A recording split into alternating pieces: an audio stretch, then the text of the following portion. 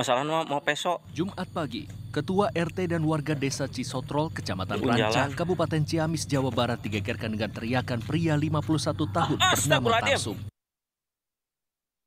Tarsum tega membunuh istrinya Yanti, 44 tahun, dan memutilasinya. Semakin mengerikan, Tarsum bahkan menjajakan potongan tubuh istrinya itu ke sejumlah warga dan menyebutnya untuk membayar utang.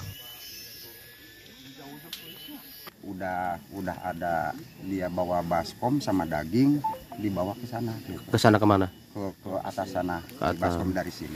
Dari sini Pas kejadian dia itu malam Rabu, pas itu dia di rumahnya mau nyekik sendiri. Saat kejadian, Ketua RT dan warga tak berani mendekat karena pelaku masih memegang pisau. Namun pelaku akhirnya berhasil diamankan polisi meski dalam kondisi mengamuk dan memberontak. Polisi juga mengumpulkan beberapa potongan tubuh korban untuk dibawa ke rumah sakit. Keterangan pelaku kepada polisi kerap berubah-ubah. Diduga kuat, pelaku depresi karena menanggung beban utang ratusan juta rupiah dari sang anak.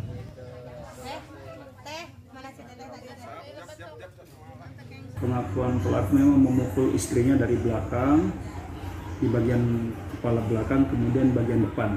Dan setelah istrinya dipukul, dan itu menyebabkan kematian sebenarnya.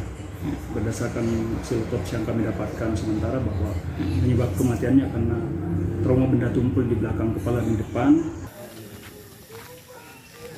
Di mata warga, keluarga pelaku dikenal harmonis.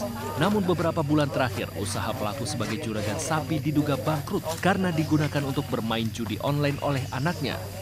Hal inilah yang diduga oleh warga menjadi awal mula pelaku depresi. Dari Ciamis, Jawa Barat, Idrus Andriawan untuk CSI RTV.